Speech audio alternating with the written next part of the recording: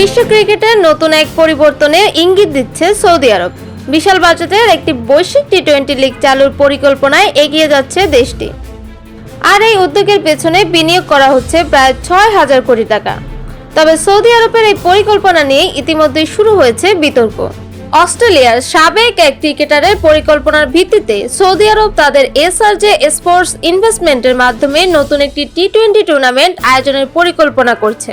এই লিগে থাকবে ৮টি দল, আর এটি আয়োজিত হবে বছরের বিভিন্ন সময় ৪টি ভিন্ন স্থানে। তবে এই পরিকল্পনা ঘিরে দেখা দিয়েছে সমালোচনা।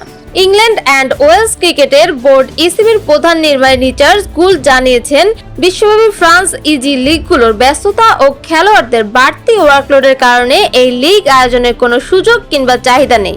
ইসিবির পক্ষ থেকে এমন আয়োজনের প্রতি কোনো সমর্থন থাকবে না বলে সাফ জানিয়ে দেওয়া হয়েছে।